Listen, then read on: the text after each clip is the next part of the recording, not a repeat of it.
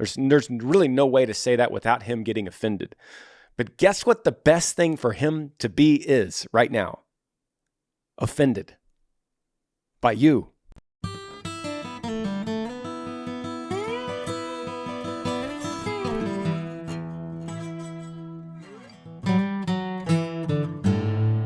What's up, everybody? Welcome to the podcast. Thanks for listening wherever you're coming from. I love to do this. Happy Monday to everybody. Happy bingers if you've been binging this podcast. I love you. The way you could help me with this podcast, if you want to help me, the best thing you could do is tell a friend. I mean, you could share it on whatever social media, but the best thing to do is just say, you know what? Granger Smith Podcast. I love listening to it. People are like, where's that? And you're like, it's on the Apple Podcast app or on Spotify or on YouTube or wherever else. You just tell them. That really helps me. I love you guys. I love doing this. I love reading your questions as if we're just having a conversation between each other. And you could email me, grangersmithpodcast@gmail.com. grangersmithpodcast@gmail.com. The question could be about anything. First question, subject line says me. And the question says, hey Granger, my name is Carter and I'm 15. I'm from Medina, Ohio. I recently got hit and hospitalized during a football game. The doctors found a non-cancerous cyst on my brain that needs brain surgery to remove it. I'm contacting you because I don't know. You'll just give me good advice, but I'm scared something bad is going to happen and I'll never be the same again. I know God is with me, but for some reason, that's not helping. Sincerely, Carter. What's up, buddy? Shout out to Ohio. I've been to your town. I like it a lot. And I'm so sorry that you're going through this. It's got to be really scary and really tough for you. And a blessing. Think about this, Carter. Think about, first of all, the blessing that you got hit in football and hospitalized, and through that, they found this cyst on your brain. So right now, I'm like, okay, well, somebody's looking after you. That's the first thing I could say. Is that a coincidence? I don't believe in coincidences. I don't believe in accidents. I don't believe in luck. I believe in God's purpose. So let's get right to what I'm probably going to say. Your last sentence says, I know God is with me, but for some reason it's not helping. I will say this to you lovingly as a friend, and I've been 15, and I'll say this straight up. You don't know God's with you. You don't know. Let me go one step further. You don't know God. You don't, Carter. Otherwise, you wouldn't have said what you just said. You would never say, I know God is with me, but for some reason it's not helping. Well, my easy answer is, you don't know God. Because if you knew God, as revealed in the Bible, you wouldn't hesitate. You would be bold and courageous. Go through the Bible. Look at some of the promises. Look at the character, the nature of him, the sovereignty of him. That means he is in control of everything. Everything is in his hands. You see that as revealed in the Bible, you're not going to question if he's helping you or not, or if he's with you or not, or if he is who he says he is or not. It's just plain and simple. You'll come back to me and you'll go, man, I'm scared. I'm worried about the surgery, but I know God has a purpose in this. And so instead of asking why God, or are you here, God, or is this going to be okay, God, you'll say, God, what am I going to learn from this? This is the biggest thing I've ever gone through. I'm assuming, Carter, this is your biggest thing you've ever gone through, the most impactful thing you've ever gone through in your life. And so you sit back on that rock that he is. And you go, I trust you. I don't know what's going to happen. I'm praying that the doctors have a steady hand and that the surgery goes well and that their education comes through and their knowledge of my brain comes through and that they perform this surgery on the cyst and they remove it perfectly. And then I wake up and they tell me everything is okay. I pray for that. But otherwise, if not, I'm also praying for your purpose. I'm praying for whatever needs to happen according to your purpose, for your will, for your good, will happen. And I trust that. If I wake up and there was a problem, God forbid that happened to you, buddy, but God forbid, if there was a problem, you go, God, okay, level 2. What are you telling me through this now? What do I need to learn through this? How do you find this stuff? How do you find what I'm talking about? There's only one book. It's called the Bible. You start going through that. You start reading some of his promises over and over and over. You read of the experiences that men had when they encountered the glory of God. You find it in Ezekiel chapter 1. You find it in Daniel chapter 10. You find it in Revelation. You find it, Paul had an encounter. Moses had an encounter. Elijah had an encounter. All these times when men encountered, Peter and John and James had an encounter. When you see these men encounter the glory of God, they all do the same thing. They fall on their face. They fall on their face because of the crazy glory that they're encountering. So if you saw that, if you knew him in that way, the Almighty Creator in that way, you wouldn't say, "Are you here? I don't really know. It's not helping this brain surgery thing." I don't mean to downplay it because brain surgery is crazy. That's crazy serious. But if you saw that image, that glory of God, you'd just fall on your face and be like, "I trust you. I trust you. You're going to lead me through this. Whatever it means for my life, I trust you." That's it, man. That's it, Carter. Next email, the subject line says, reconnecting with my husband. "Hey, Granger, I'd like to stay anonymous. My husband is in the military. We're currently stationed in Maryland, 24 hours from my home state of Texas.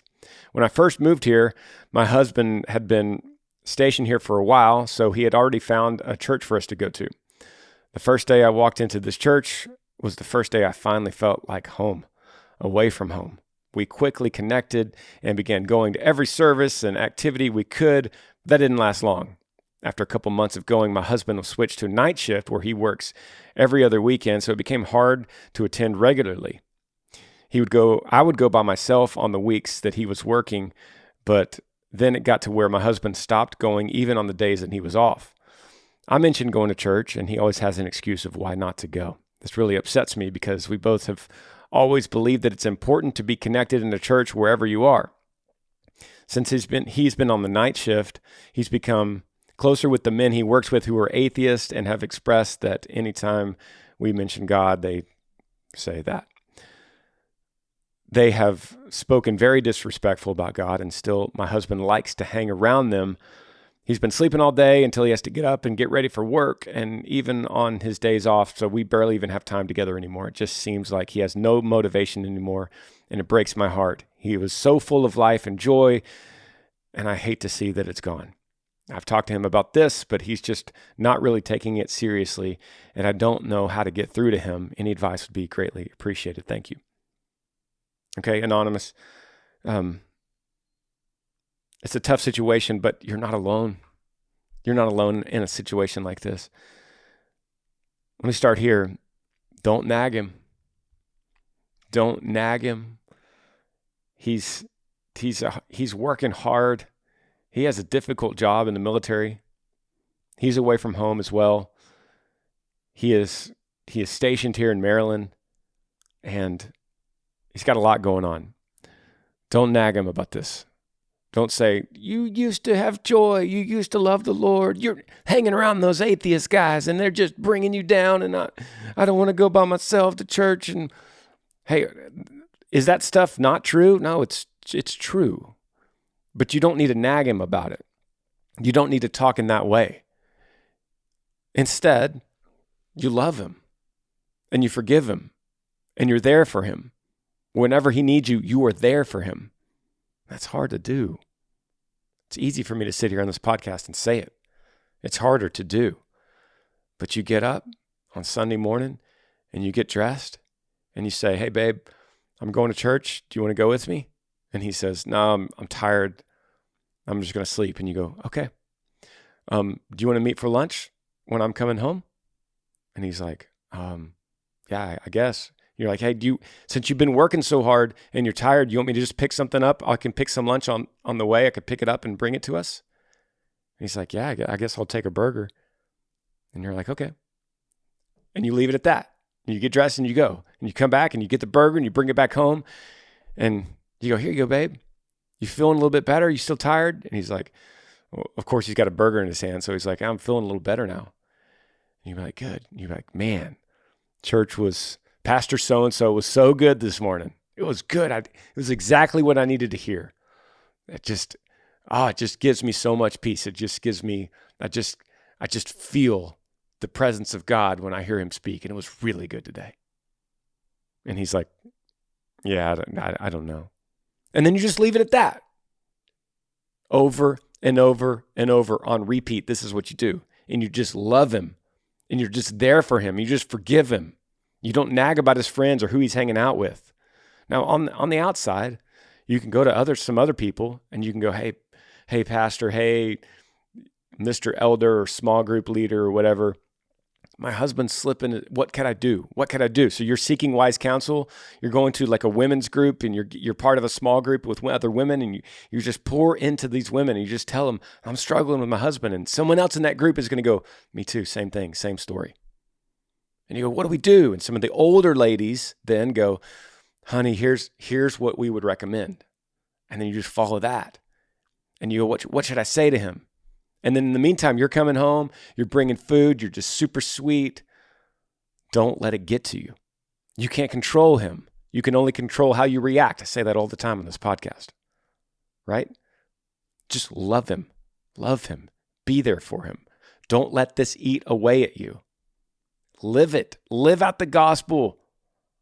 You think Jesus went out and just drugged people around and said, why did you believe? Turn around, hurry up, believe. What's wrong with you? He didn't do that.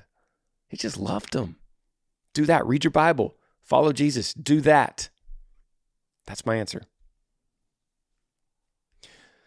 Next question, subject line says, struggling with grief, losing my grandpa. Hey, Granger, my name is Marissa. Thanks for your podcast. I thirst listening to them. I love that. I've been struggling for years with the grief of losing my grandpa. I know it doesn't come close to what you've been through, but maybe you can give me some pointers or advice about grieving. Let me stop right there. Marissa, that is not true. You cannot relate anybody's grief to each other. Grief is different. It's always relative to the life you're living. You loved your grandpa a lot. I didn't know your grandpa at all. So I can't relate at all to your grief. You're probably talking about me and River. You didn't know River, so you can't relate to that either. So we are relative only in our own space of our own lives that we're living in. So we can't compare. I don't care if you lost a dog or a job or a car or a grandpa or a son or a father or a mother. I don't care. It's relative to who you are in your life, in your space, and what you know right now. So this is hard for you. Don't downplay that, and don't think that you can compare and act like you're less than me. That's not true, okay? Let me continue.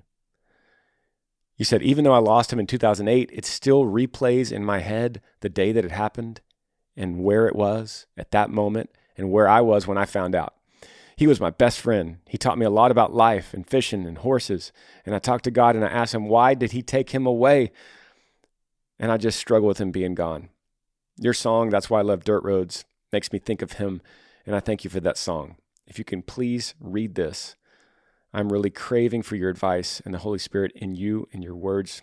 Thank you, Granger. Marissa. So I'm sorry. I'm so sorry. That's the first thing I could say. Grandpas are tough. Grandpas are tough to lose because we're so close to them. You know something else about grandpas? We're going to lose them.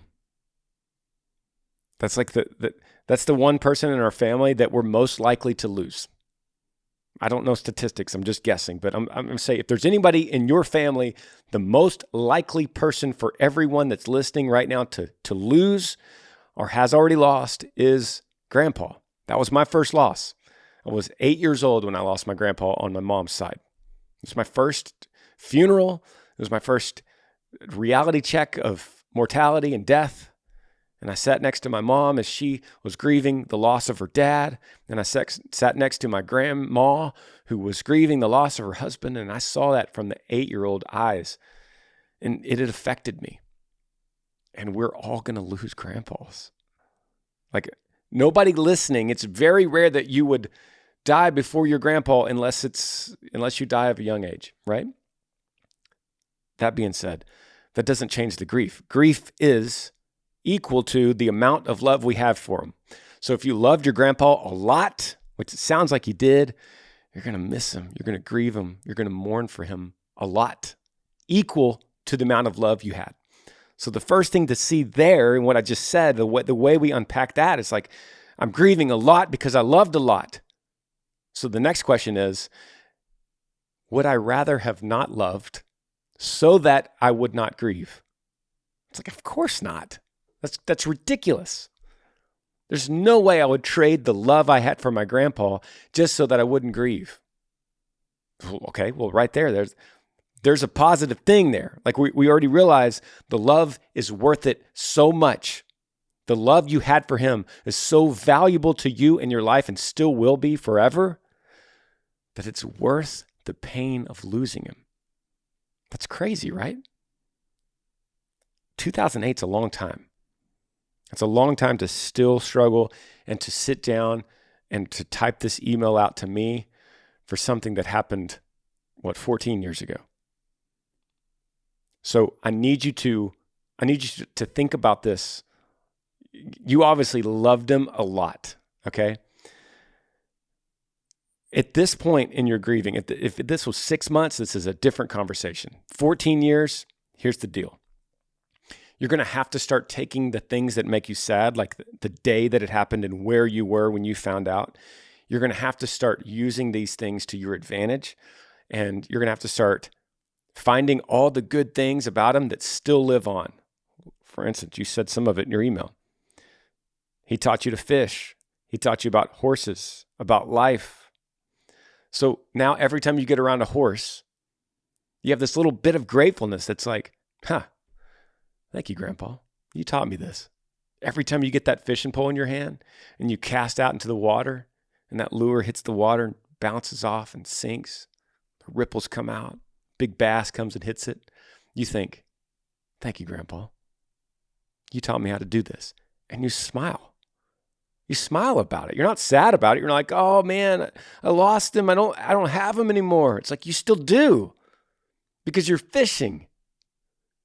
And that extends his life with you in your heart because you're fishing and you're doing that with him because he taught you that. And then you smile and you're like, man, I'm so blessed that I had a grandpa that taught me to fish, because I know a lot of people, and I do personally, and you do too, I'm sure, Marissa, that didn't have a grandpa in this way. My kids, good example. My dad died in 2014.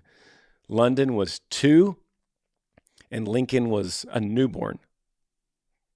River and Maverick, my other 2 sons, never knew their papa.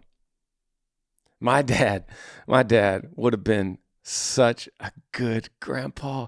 He would have been so good at teaching them how to fish, teaching them how to drive a truck on a dirt road, teaching them about animals and cows and deer and horses. He would have been so good with that stuff, but they never got it because they never knew him. They never loved him in that way, so they don't grieve him at all. Would you rather trade with them? Would you rather trade places with my kids and go, well, I never had a grandpa, I don't even know what it's like?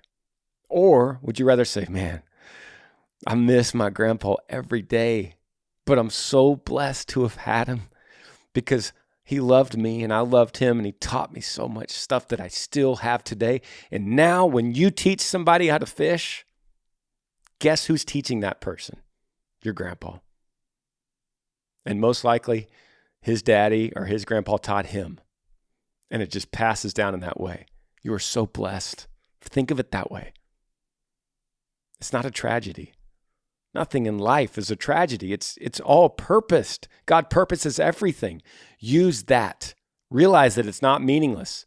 It's not an accident. It's not a tragedy. It's something you're using. It's preparing you for something. What is it?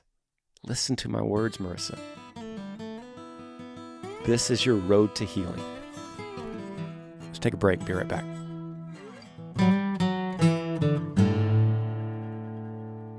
Thanks for listening to the podcast. A few things I want to tell you. First of all, if you want to meet me, you could always find my tour dates, hopefully coming close to you at grangersmith.com. Click on the tab, Meet Granger. We don't have that many more tour dates this year, so I'd love to see you at one of them. Second of all, you could always get a hold of me at cameo.com/GrangerSmith.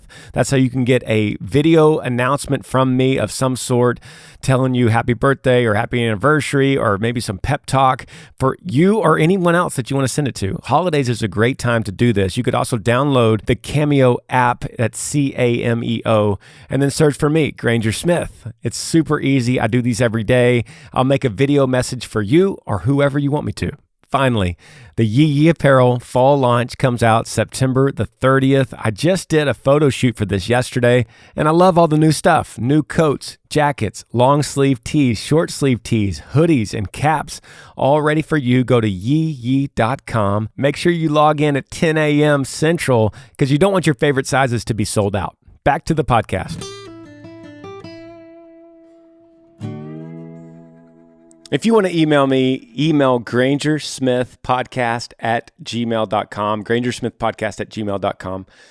And the next question, subject line says, could use your advice. Hey, Granger, my name is Brittany. I'm 35 years old. I've never had a boyfriend. It hit me hard this year that I may never have a chance to be a mom. I would love to find someone to love and possibly have a family with, but unfortunately, my time to have kids is getting closer to the end, and I don't have anyone in my life. I ask God daily if I'm meant to have a family or not. I just don't know where to find somebody. My life consists of work. I'm a medical assistant, gym, and the park. I love listening to your podcast while working. I do go to many concerts each year, about 30 this year alone. I love music, but I haven't found anyone. Would love to get your thoughts. You give really good advice. Some of your advice has hit me close to home. Thanks, Brittany from Gray, Tennessee. P.S. I've had the pleasure of seeing you twice in concert. First was in 2016 and last year at Bristol Motor Speedway. Hope to see you in concert again. And then she puts a picture here of me and her. I love that. Thank you. I love to see a picture with this. It helps me. I remember you, Brittany, very well. So thank you for doing that. And thanks for your email. I think your email is very sincere and very heartfelt, and very understandable. You are not alone. Man, how many times could I say that? It probably feels like you're looking at your clock and you're going, I'm 35. I'm alone. I don't know anyone else that's alone at 35. That's what you're thinking, right? Everywhere I look, someone has somebody that they love, and they have kids. And my clock is ticking, and I might run out of time. And I'm the only one. And I'm here to tell you, first and foremost, you're not alone. I know that because I see them. I know that because of all the emails I get to this podcast. I get thousands of emails, y'all. I see all different scenarios. I see yours, Brittany, your scenario, your age, your same questions. I also see people your age that are divorced 3 times. And they're battling custody with the kids, or they're paying child support, or they're in a rough, abusive, emotionally disturbing marriage of some sort, or they're locked in a relationship where there's no love, and they don't know what to do, and they feel lost, and they too feel like they're the only ones. Part of the reason I tell you this, Brittany, is because a big piece of what I want to tell you is be still, wait for the Lord. Because you're in a pretty good situation, and you don't think you are, but I'm telling you, and I'm looking at your picture, you're in a really good place because you have no ties. You have a clean slate. You just turned the chapter to your book, and there's nothing on the page yet. It's waiting to be written. You don't have tons of ghost in the closet skeletons. You don't have tons of baggage. You don't have a husband that's at home that's an atheist now, like the first question I read. You don't have to worry about counseling or problems with kids and a father that's abusive to them. You have none of that. All you have right now is time to wait let me say this really clearly. You are not too old to find love. You are not too old to have a baby. If it does happen, God willing, it could happen fast. You could meet someone today. You can get engaged in 6 months. You could be pregnant in 8 months. You could have a baby next year. I'm saying it could happen that fast. And then you have a baby and you're 36 and it's like, why was I even worried, God? Like, why did I question? You were setting this up for me. You're giving me space so that the perfect man could come at the perfect time and everything aligned just right. And then you look back and you go, golly, I questioned this. And this is exactly where I need to be now. And I can't believe I questioned it. I can't believe I even wrote an email to Granger Smith and he read it on this podcast. And now looking back in hindsight, I was exactly where I needed to be. You're a beautiful girl. You have passions. You love music. Strategically, this is where I would go. I'd go to church. What a great place to meet a guy. Like you're going in the house of God. You're meeting someone that's just chasing after Christ. I've got a brother. I'm just saying I got a brother and he's 39 and he's single. Okay. There's many people like that out there. So you go to church and you're just like, God, I'm going to glorify you. I'm going to praise you. I'm going to praise you in my singleness right now. I'm going to praise you that you have protected me and kept me single. I don't know the reason, and I'm not going to ask you. You ever think about this? God has a plan. He's purposed everything. He has aligned everything. It's like this. It's like, have you ever seen in Europe or somewhere where they have mosaics, where it's like little tiny pieces of tile, and they're all different colors, and they're random, thousands of them. And you put them together and you put all these tiny pieces of tile together and you start attaching them here and it doesn't look like anything but a blob of color. And then you climb up on like a ladder, 6-foot ladder, and you look down at the mosaic of what you've been doing. And there's this beautiful painting, this beautiful image of this great piece of perfect art. And you go, God, that's what this was? I was just down here looking at these tiny pieces of tile and it looked like nothing. It looked worthless to me. But then I got up here on this ladder and I looked down and it's this beautiful piece of art. That's what my life was? Yes. You're down there on the tile. And that's okay. That's all we can handle. The only thing we can handle is being on the ground with the tiny tiles. Because if we got up on the ladder and we saw the full picture of what's going on, we would start planning things out on our own. We'd be like, oh, that's where we're going? Well, this is going to be a mountain scene with a sunset and a river and beautiful trees. Okay, well, then I'm going to start working on the clouds. And God's like, I don't want you on the clouds. You're working on the trees. Keep working on the green tiles. I'll get you to the blue when you need to get to the blue. So you go to God and you go, God, I know I've been asking you daily, like you said. I've been asking you daily if I'm meant to have a family or not.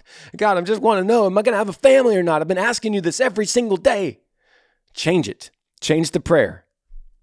So now it's like, God, you have a plan. You have a purpose. I was wonderfully made for your purpose. And so I'm going to trust that purpose. Now, you know my heart. You know my desire is to be a mother and to have someone that I love and cherish as a husband. But I'm not going to ask you for that. I'm just going to keep serving you and praising you for the work that you're doing in my life because I don't know what it is. And you're a lamp to my feet, meaning I get step by step. I get the light every step. But don't shine the light too bright ahead of me because I'll start making plans and I'll screw them up. So I'm going to trust you, God. You know my heart, but I'm just going to trust you. I'm going to be still. I'm going to wait for you. And so, Brittany, I would go to church. I would go to church and I would get involved in groups there. Not just Sunday morning and you come in and you go out and you sit in the back row and you come out. I'm talking about front row churching. I'm talking about, hey, How can I get involved? How do we serve? Are we serving? Like, actually, we serve every other Saturday. We serve the community. We go out and we feed, or we repair houses, or we fix broken limbs. But we do that every other Saturday, Brittany. That's what they're telling you. And you're like, cool, sign me up. And they're like, okay, we'll see you at noon on Saturday, and we're going to give you a t-shirt. You just show up at this location. So you show up, and you're like, okay, God, I'm serving you. I'm doing this for you, God. I'm pouring into you, right? And then you do this Saturday after Saturday after Saturday. And then you're like, hey, what else could I do? They're like, well, we have a women's small group. The women's group meets on Friday mornings at 7 a.m. You're like, sign me up. And they're like, cool, we got a space at a table for you. So you show up. You're like, here I am, showing up. I'm content. I'm single. I'm trusting, and I'm showing up. And they're like, what else can I do? And they're like, well, we got a mission trip to Mexico. It's next June. We're going to go there. We're going to help this community. We're going to help a local church there. And you're like, sign me up. And you show up again. You gotta back off a few of the concerts. I know that might be tough, but give a few of the concerts a break. Then you go to Mexico and you show up and you're like, here I am, God, I'm yours.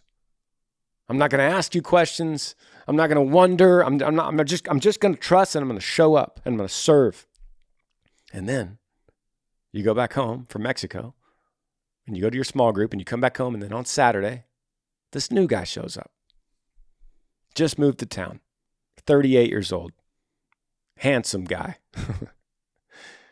And he's like, hey, I just moved, but I wanted to be part of this church and I want to serve. I got a heart for God. And so I showed up here at noon and they gave me a t-shirt, but I don't know anything about this town. And you're like, well, I'm Brittany and I do know a lot about this town, and I've been serving at this church for a couple of years now, and I could show you.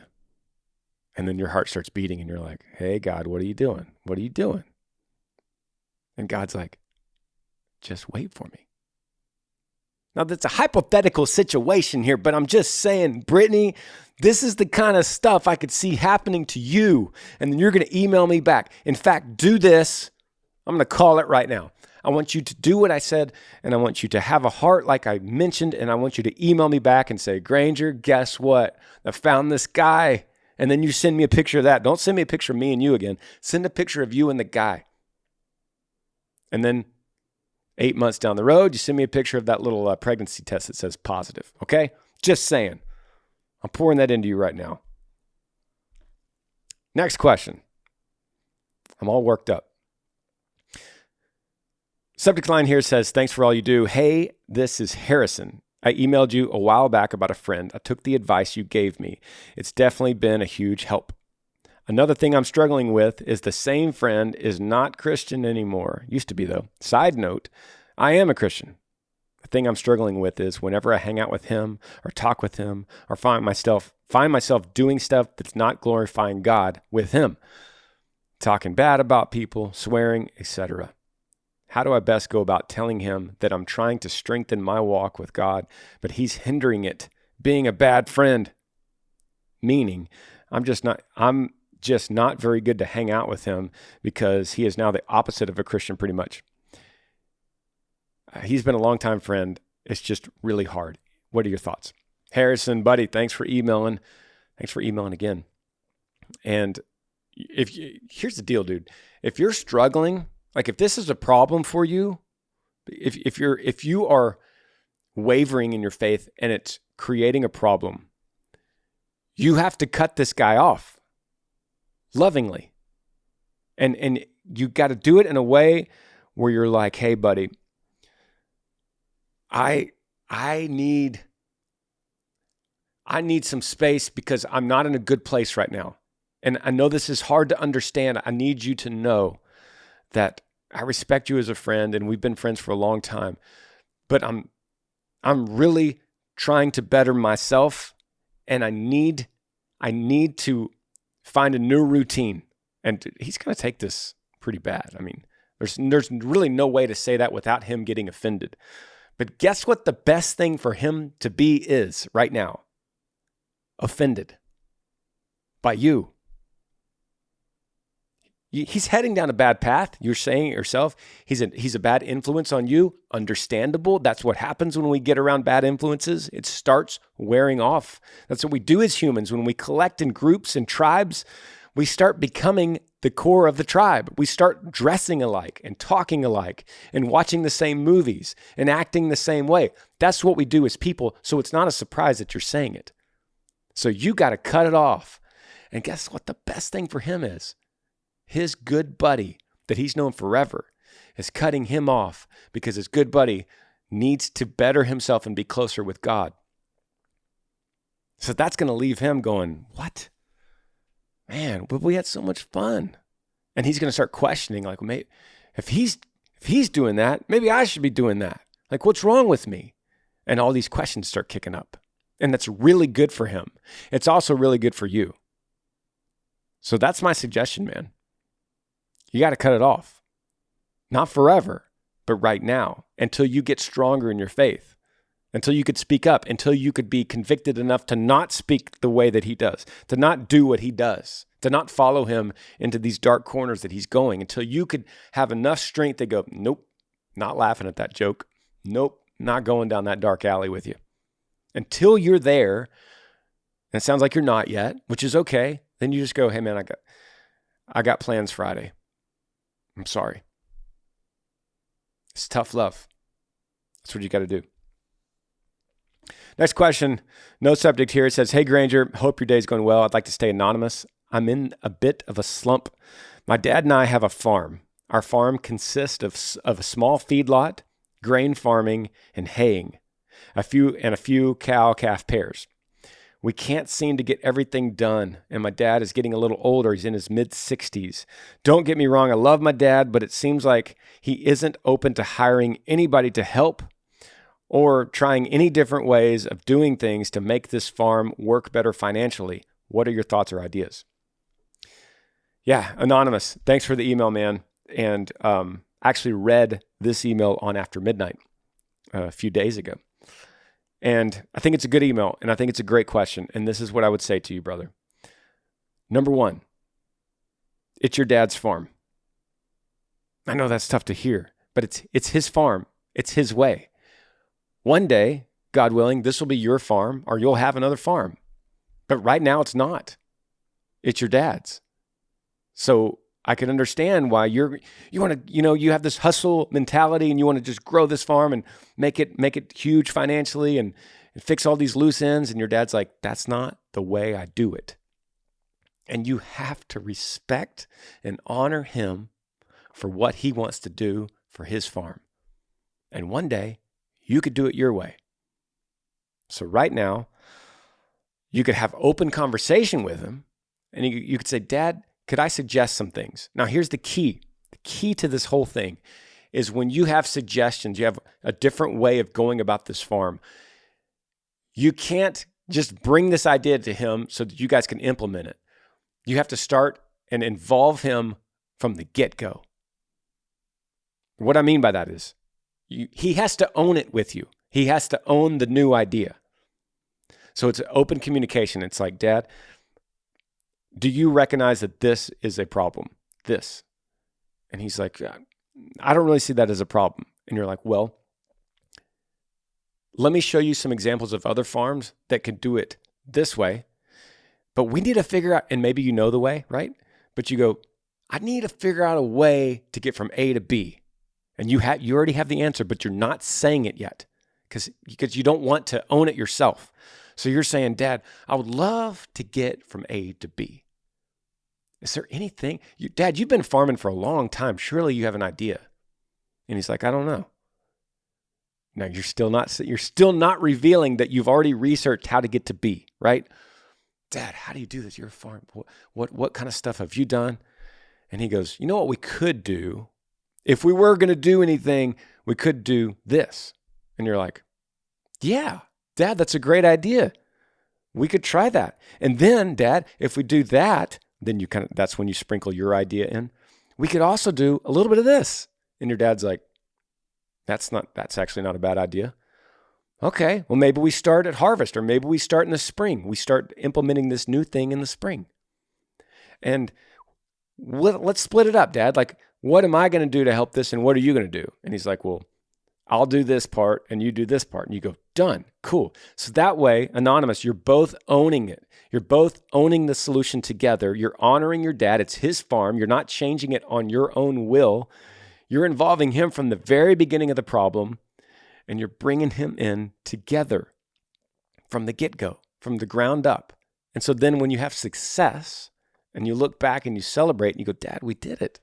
Look, we raised our gain by this, or we did this, or we whatever measure of success you're looking at. Dad, look what you did. What a great idea you had, Dad. Give it to him. Give him the trophy. And he's like, well, I mean, it wasn't all me. You helped too. And you're like, yeah, I helped a little bit, but Dad, you crushed it. I mean, look what we're doing. What you're doing, Anonymous, then now you're building this confidence with him that he now feels confident that the farm can adapt and can change and it can be his idea. And you're just guiding him through the whole thing. Well, there's a chance that from the very beginning he says, nope, not doing anything. If that's the answer, you're asking the wrong questions. If he's denying everything, keep changing the question. Ultimately, the most important thing you could do is honor your father. It's his farm. Try not to be frustrated. I know you're younger than him and you see a bigger picture because of the internet or social media or friends that are doing it a different way. You're seeing the results in a different way. He can't see that yet, but don't let that worry you. Don't let that bother you. It's not your farm. It's Dad's. The most important thing in this whole deal is your relationship with him, not the farm, not the financial success, your relationship with your dad. That's it. Love you guys. See you next Monday. Yee. Thanks for joining me on the Granger Smith Podcast. I appreciate all of you guys. You could help me out by rating this podcast on iTunes. If you're on YouTube, subscribe to this channel, hit that little like button and the notifications bell so that you never miss any time I upload a video. If you have a question for me that you would like me to answer, email grangersmithpodcast@gmail.com. Yee.